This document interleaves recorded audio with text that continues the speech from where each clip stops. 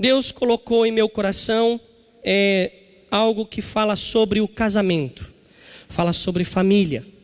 E o tema da mensagem é Deus e o casamento. Deus e o casamento. Quando nós olhamos para uma palavra como essa, Deus e o casamento, dá uma impressão que Deus está tão distante do casamento. Parece que nos dias de hoje está acontecendo tantas coisas nos casamentos, nas famílias, e dá uma impressão que Deus não se importa com isso. Mas eu quero mostrar na palavra de Deus quão grande importância tem o casamento para Deus.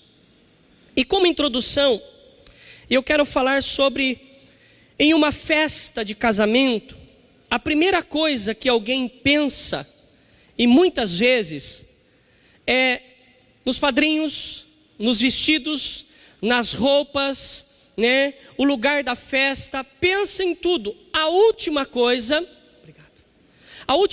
que muitos que casam é pensar em ter a bênção de Deus. Quando vem para a igreja para pedir a bênção de Deus, né? Arruma-se toda a igreja, se veste de noiva, faz tudo que tem que ser feito. Mas eu quero falar por mim. Para eu ouvir o que foi ministrado no dia do meu casamento, eu tive que assistir a filmagem. Era em VHS ainda, já era colorida, já na minha época já era colorida, né?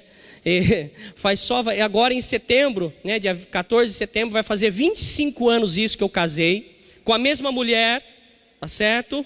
Eu comia carne, agora estou chupando os ossinhos, porque você sabe como que é, o casamento não é fácil. O começo é tudo cheio de empolgação, mas eu quero dizer que tem lutas. Toda rosa tem espinho em seu caule. Toda grande pedra preciosa, e ela está incrustada, ela está dentro de uma rocha, e é preciso ser lapidada. Então eu quero falar sobre a preocupação deste casamento. E de repente eu vou confrontar algo que você está vivendo de maneira que não está à vontade de Deus. E aí não vá ficar bravo com o pastor, por favor. Coloque uma escadinha, suba até o céu e fala: Deus, eu não gostei da palavra que está escrito na Bíblia, por favor, mude. Se Deus mudar, eu vou mudar. Se Deus não mudar, você vai ter que continuar ouvindo esta palavra. Amém? Queria ler um trecho bíblico com você que se encontra no livro de João, capítulo de número 2, o versículo 1 até o versículo de número 7. Livro de João, capítulo 2, do versículo 1 ao 7. Se de repente aparecer aqui na tela, nós vamos ler junto aqui na tela. Eu não sei se vai aparecer, mas amém. Se aparecer alguém, dá uma piscada, mexe com o braço que eu vou ver que está aqui atrás, tá bom? Amém? Livro de João, capítulo 2, o versículo 1. Olha o que está escrito aí. E ao terceiro dia fizeram-se umas bodas em Caná da Galileia, e estavam ali a mãe de Jesus. Versículo. E foi também convidado Jesus e os seus discípulos para bodas. Versículo 3. E faltando o vinho, a mãe de Jesus lhe disse: não tem vinho. Disse-lhe Jesus: mulher, que tenho eu contigo? Ainda não é chegada a minha hora. Sua mãe disse aos serventes: fazei tudo quanto ele vos disser. E estavam ali postas 6 talhas de pedra para as purificações dos judeus. E em cada uma cabiam 2 ou 3 almudes, de 80 a 120 litros, mais ou menos cabia cada um. E o último versículo, disse-lhe Jesus: enchei-as de água essas talhas, e encheram-nas até em cima. Pois bem, essa passagem, a gente percebe que neste casamento, Jesus, ele foi chamado para o casamento. Houve um convite.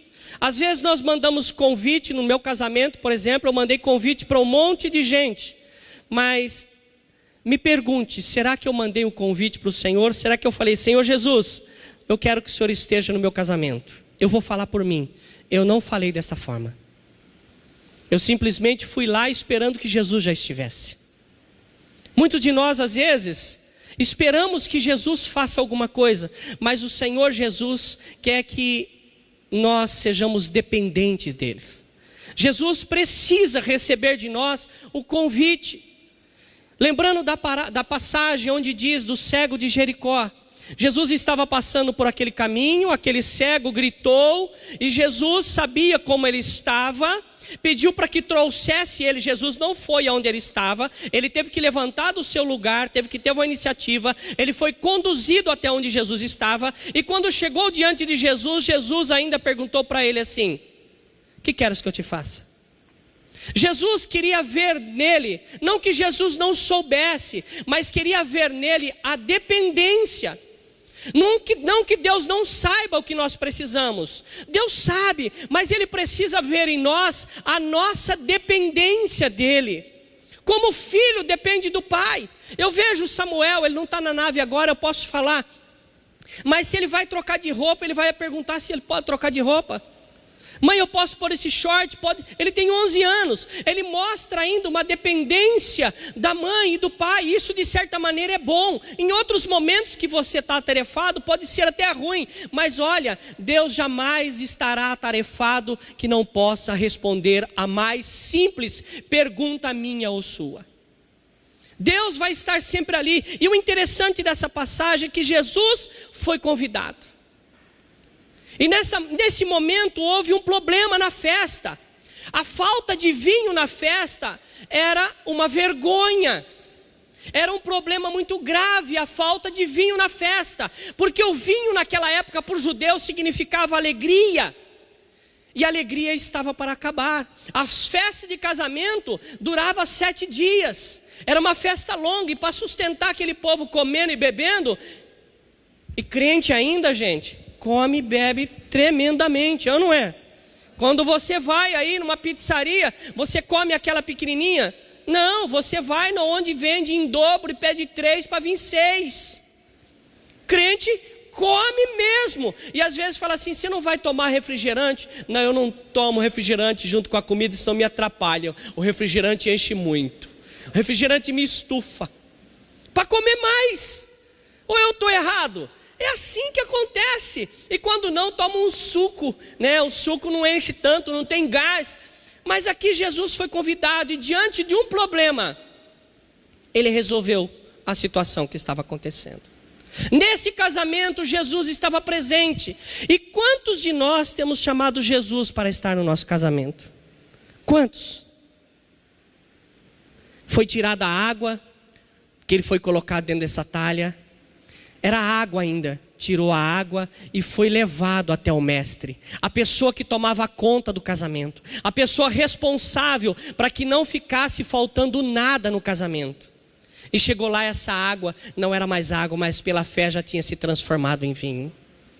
Muitas vezes, meu irmão, eu aprendo aqui com essa palavra que o problema, ele não vai ser resolvido na saída, e não vai ser resolvido na chegada, mas vai ser resolvido no caminho, de acordo com a nossa fé.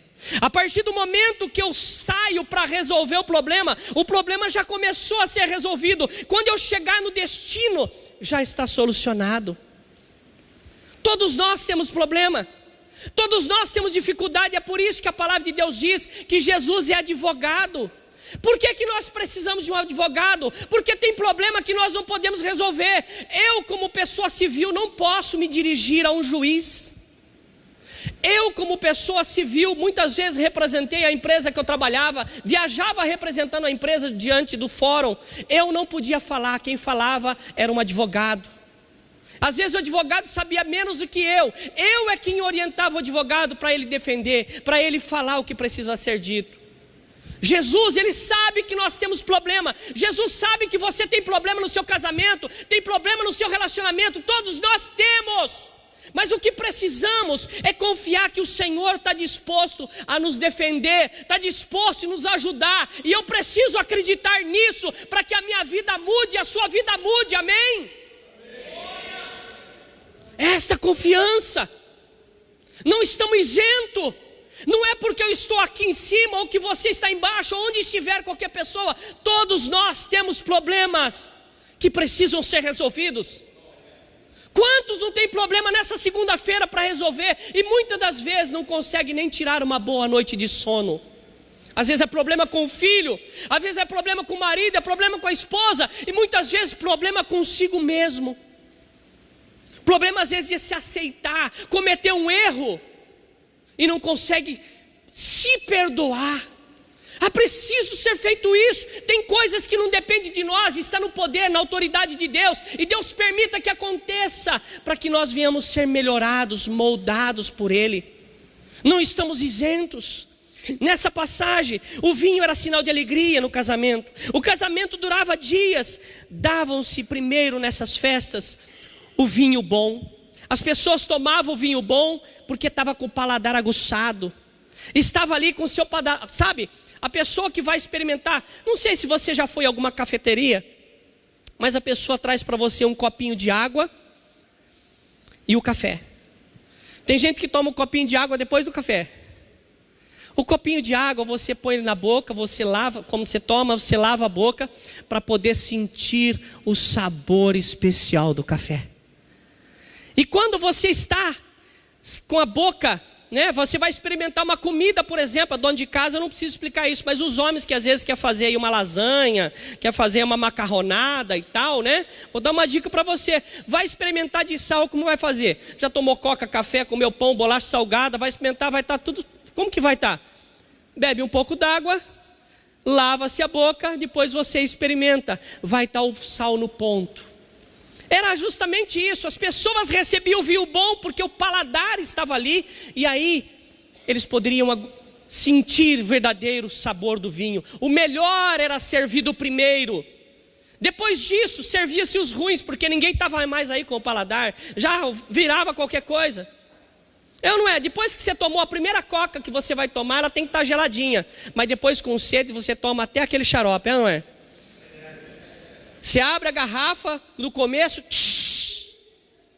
aí vai abrir a outra, ela faz, tem mais nada, gás ali, mas você toma assim mesmo. Quem não deixa às vezes a garrafa na geladeira com uma colher dentro para ver se não sai o gás?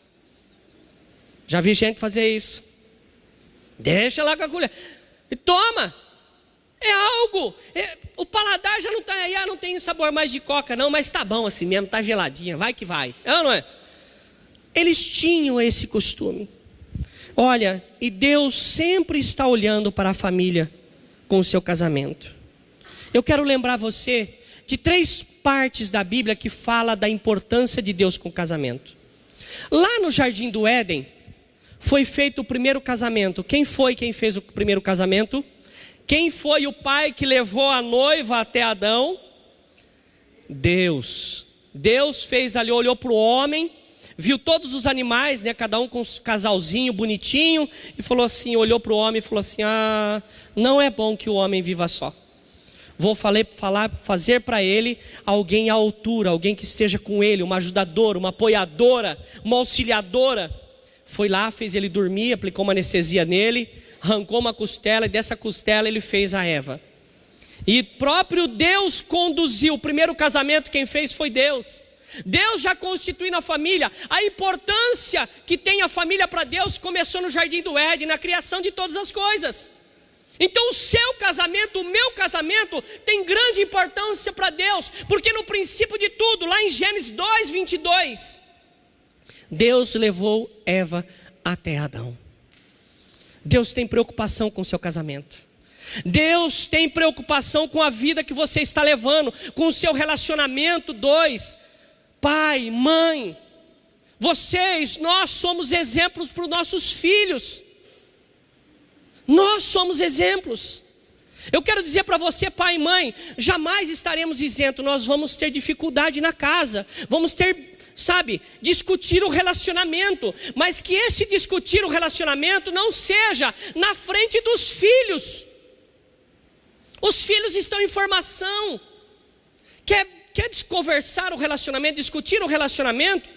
Entra no quarto, espera as crianças dormir, coloca o relógio para despertar 3 horas da manhã, aproveita a hora também para o Senhor melhorar a situação, e aí você tem uma conversa franca, aberta.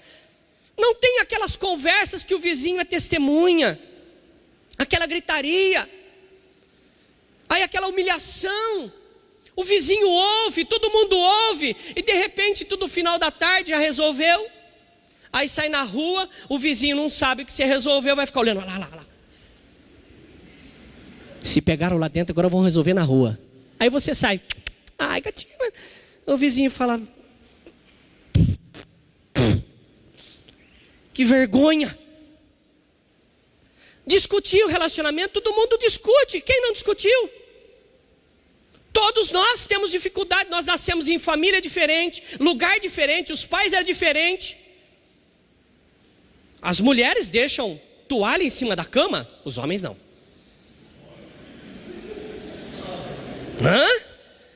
É diferente. O homem gosta de apertar a pasta de baixo para cima, vai levando certinho. A mulher de repente vai lá e aperta no meio, metade para baixo, metade para cima. Papel higiênico para colocar naquele rolinho. Você coloca de um jeito que você puxa por cima, o outro gosta que puxa por baixo. Um vira o rolo, o outro desvira o rolo e fica esse rolo. Ou não? Um vai tomar banho, molha todo o corpo, molha a bucha, a esponjinha, o sabonete, desliga para não gastar. O homem geralmente faz isso. A mulher lava o cabelo.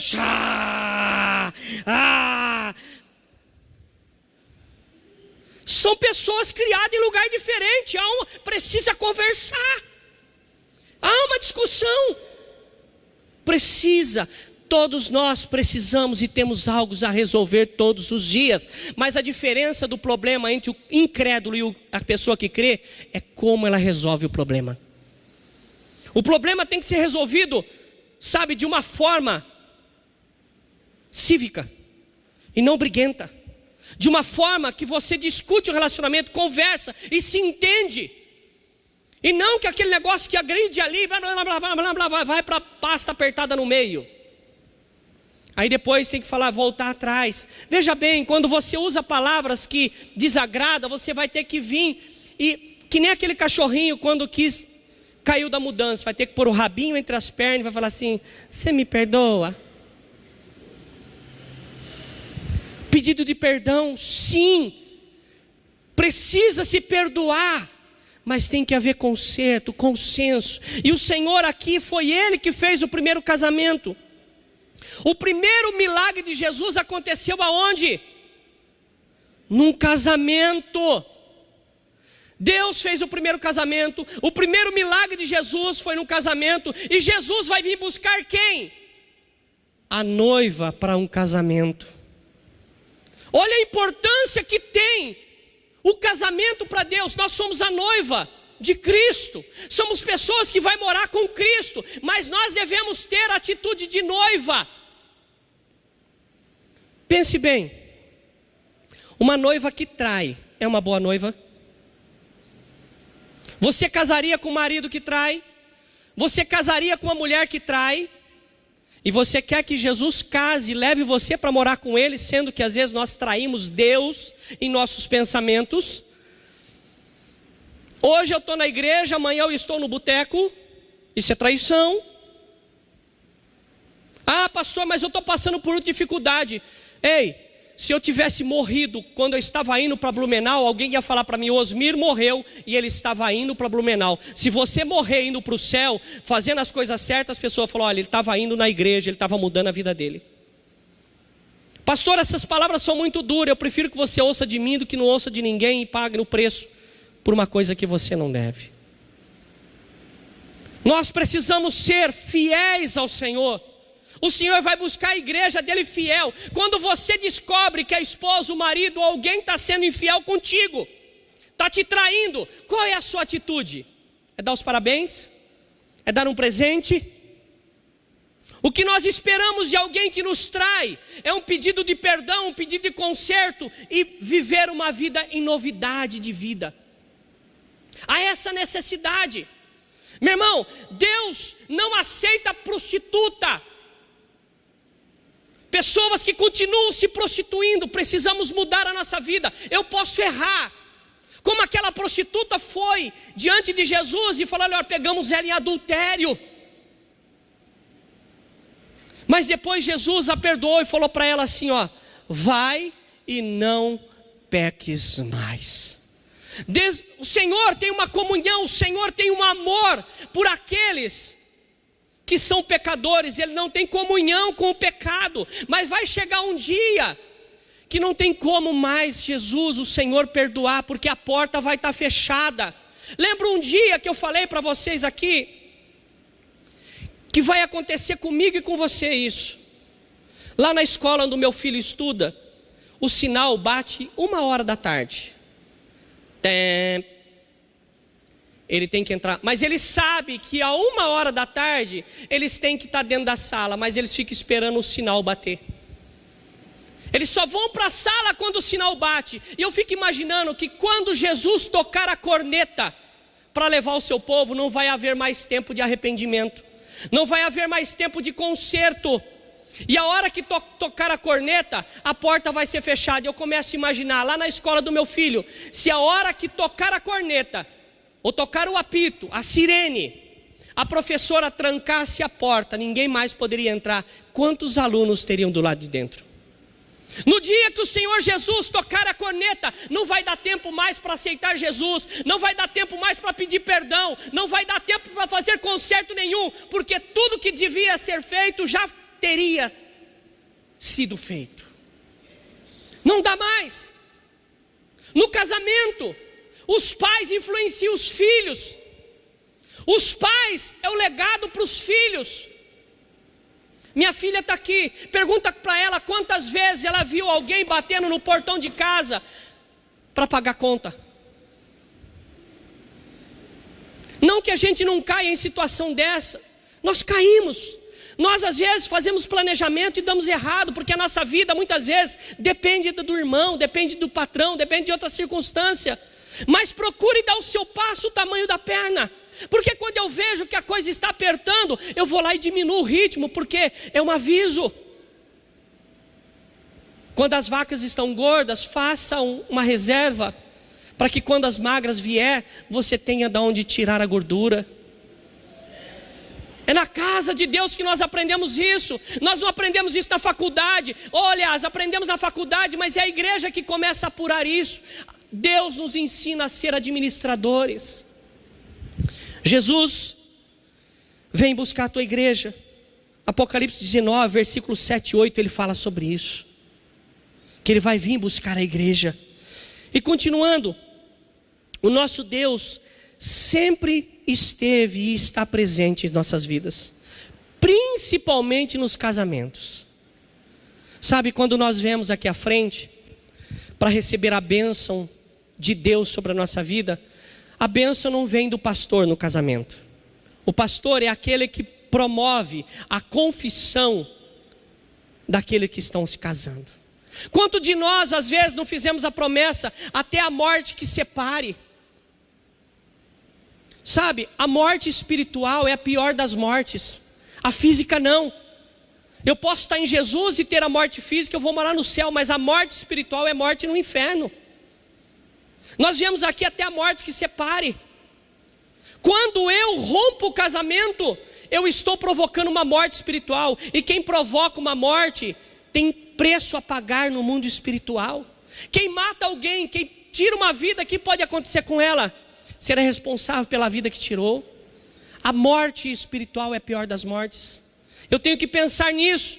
Eu posso estar matando alguém, eu posso estar matando você quando eu digo que você não pode, que você não consegue. Ei, Filipenses 4,13 está dizendo que nós podemos todas as coisas, porque é o Senhor quem nos dá força, é o Senhor que te fortalece. Nós devemos aprender essa palavra. O marido e a esposa têm que receber tudo em casa. Sabe, vou até tomar um pouco d'água.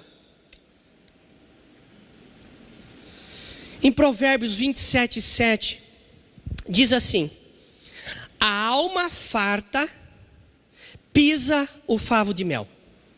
A alma farta pisa o favo de mel. Mas para a alma faminta, todo amargo é doce. Eu quero falar para você o que Deus ministrou no meu coração. Quando o meu desejo dentro da minha casa não é suprido pela minha esposa, e quando o desejo da minha esposa não é suprido dentro de casa por mim, vai procurar um amargo na rua e vai se fazer de doce. Muitas traições, muitos adultérios têm acontecido porque a mulher em casa e o marido em casa não têm dado mel um ao outro. E a falta de mel, a falta de satisfação em casa tem feito pessoas buscar coisas amargas na vida, na rua. Eu lembro de um amigo meu, todas as vezes que ele chegava em casa, a mulher estava com dor de cabeça. Ele chegou com a mão cheia de comprimido e falou: abra a boca, abra a boca, abra a boca. Ele falou: o que é isso? Você está com dor de cabeça? Não estou com dor de cabeça. Então é hoje. Muitas desculpas. O corpo da mulher é do homem é da mulher, e tem que haver uma cumplicidade nisso. Muitos maridos e muita esposa é culpado porque está faltando em casa e está tendo que procurar lanche na rua. Casamentos que estão sendo destruídos porque muitos estão sendo... tem a ser vergonhice, tem muito homem que é sem vergonha, tem muita mulher que é sem vergonha, mas muitas das vezes o marido não elogia em casa e a mulher recebe elogio lá no trabalho. A mesma coisa acontece com o homem. Falta elogio. Eu canso de ver no Facebook mulheres casadas. Para quem você está tirando essa foto, mulher casada? Eu creio que para o seu marido não é. Você está buscando elogio lá fora, porque de repente não está recebendo elogio em casa. Maridos, fazendo coisas que não devem na internet. Para quem você está fazendo? Então está faltando de repente da mulher elogiar em casa, fazer qualquer coisa em casa. Porque quem não tem comida em casa vai comprar comida na rua.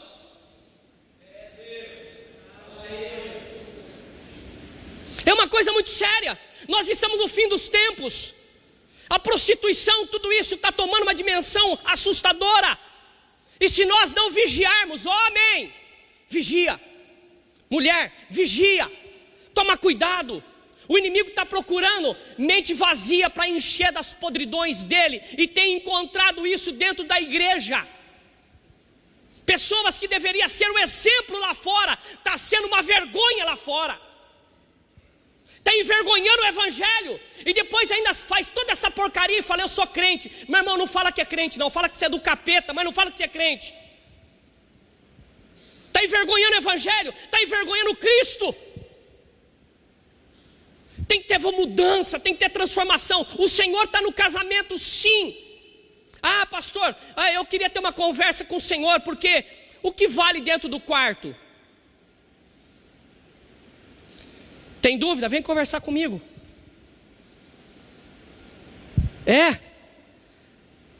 Às vezes precisa haver uma compreensão. Amós 3,3 fala assim: podem duas pessoas caminharem juntos se não tem acordo? Meu irmão, precisa ser acordo. Mulher nenhuma precisa ser estuprada, homem nenhum precisa ser humilhado, mas tem que haver acordo em casa, tem que haver conversa, e não está havendo. Mulheres estão se expondo, mulheres casadas estão se expondo na internet e está levando todo o espírito de pombagira para dentro de casa. Maria Padilha, tranca a rua que é seu marido, está indo para dentro de casa e depois pergunta: por que a minha vida está ruim? Porque Deus não está fazendo parte deste casamento. Esse casamento está com intenções outras. Quer ter um marido ou uma esposa em casa para lavar a roupa e pagar as contas, mas não quer ter uma vida conjugal honesta diante de Deus.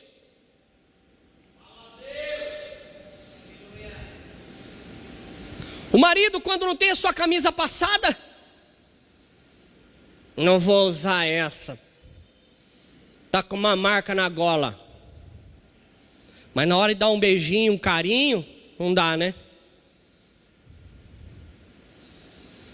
Já imaginou se as mulheres essa semana toda começassem a deixar de pôr sal no arroz? Ia fazer uma diferença, não é? Nós só notamos a falha nas pessoas quando falta aquilo que a gente espera. Mas às vezes pode ser tarde. Pode ser que não haja conserto. Alguém está dizendo aqui: eu não sou casado. Ei, você vai casar um dia. Eu já sou avó, tataravó, já sou viúva. Ei, Deus pode te usar para falar com a tua família. O Senhor Ele fez o primeiro casamento. O primeiro milagre de Jesus foi no casamento. E Jesus vai vir buscar a igreja, eu e você, para um casamento com Ele. Buscar elogios no Facebook, colocando essas fotos. Tem esposa e maridos que se falam mais pelo WhatsApp do que quando está pessoalmente. Às vezes está os dois sentados no sofá, manda uma imagem para ele, ela devolve para ela a imagem. Não estou dizendo que a rede social é ruim, é bom, mas aproveita e está perto. Conta-se uma história que o menino deu problema, bloqueou o WhatsApp dele. Depois de 2 anos ele encontrou a família, a mãe e os irmãos dentro de casa, porque a cara dele só estava no Facebook. 2 anos vivendo uma vida que não era vida. Sai na rua sem o celular, você vai ver que tem árvores, tem buracos novos na rua, sabia? Eu achei um hoje, porque eu não estava no WhatsApp. O que o Senhor fala sobre o divórcio? Ei, madeira canta. Não gosta da mensagem, não gosta da palavra, tem que mudar a Bíblia, gente. Ou eu vou arrumar outro tipo de livro. Malaquias 2,16 diz assim: porque o Senhor, o Deus de Israel, diz que odeia o repúdio, o divórcio. Ele odeia o repúdio, o divórcio. Nós devemos pensar muito bem antes de entrar num relacionamento, para não entrar num barco furado. O namoro, nos nossos dias, deveria ser santo para saber se aceita outra pessoa ou não. Mas os namoros de hoje, tudo está sendo testado antes, e depois de casa fala assim: eu não quero mais o carro, já está rodado. Faz tudo que tem que ser feito antes do casamento. É por isso que muitos relacionamentos não dão certo, porque comia o lanche antes do recreio, antes do casamento. Está virando uma barbaridade. Ah, mas o mundo está assim. Mas você não é do mundo, você é de Cristo. Nós devemos aperceber isso. Maridos, mulheres, olhe para o seu casamento. Sabe, nós vamos conseguir mudar, mas nós devemos deixar o nosso interesse um pouquinho do lado, os nossos desejos. Jesus morreu pela igreja, pela noiva, que é eu e você. Jesus morreu, e muitos de nós aqui, homens e mulheres, às vezes não abrimos mão de uma coisinha ou outra para poder agradar o marido ou a esposa. Não pode deixar de fazer isso, não pode deixar de fazer aquilo, porque coisas estão mais importantes do que pessoas. A palavra de Deus nos ensina que aqueles que não cuidam dos seus, principalmente dos seus, da sua família, é pior do que o incrédulo, negou a fé. Você precisa cuidar da sua família. Precisamos ter relacionamento com a nossa família, e não só mandar recado pela rede social. Qual foi a última vez, mãe ou pai, que você sentou conversando com o filho, mas conversou com os filhos? Parou para sair, tomar um sorvete junto, fazer alguma coisa junto em algum lugar. Precisamos disso. Desarmar. Muitas vezes saímos, mas não para conversar, simplesmente jogar a conversa fora, mas para brigar, resolver os problemas longe de casa. Deus é Senhor do casamento. O Senhor está no seu casamento, o Senhor está no seu relacionamento. Ele só precisa ter oportunidade para agir.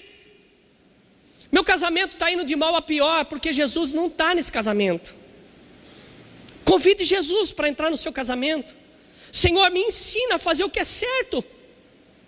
Às vezes é tão simples. Às vezes, como eu brinquei lá atrás, é parar de apertar a pasta no meio. Começa de baixo. É parar de deixar em casa. Não sou eu que deixo a toalha molhada em cima da cama, você acredita? É minha mulher. Eu já falei para ela, vou contar tudo para o pastor. Minha casa é diferente. Mas, meu irmão, é problemas, é coisinha pequena. E as grandes brigas no casamento, você que é casado vai me dizer, as grandes brigas são pelas pequenas coisas. Não é pelas grandes coisas, é pelas pequenas. Porque isso vai inflamando, vai tomando uma dimensão.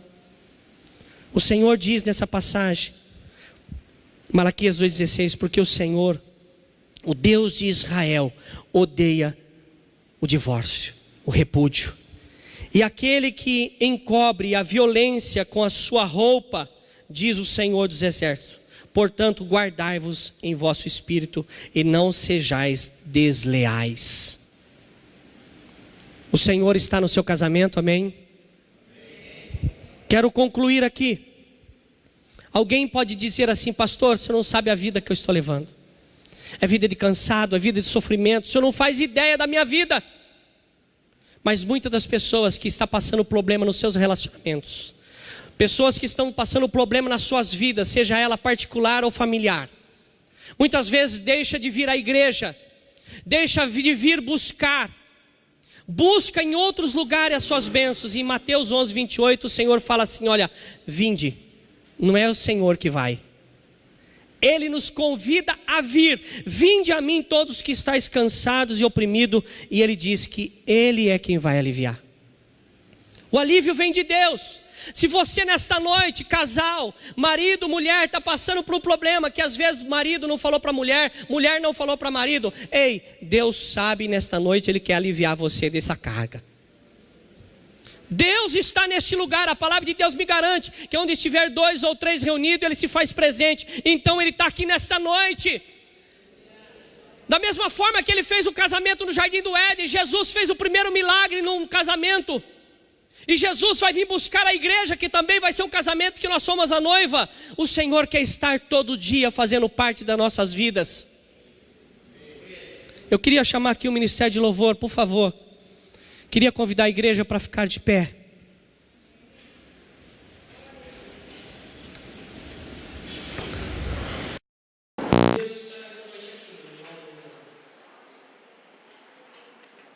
Eu não sei o que você está vivendo no seu casamento.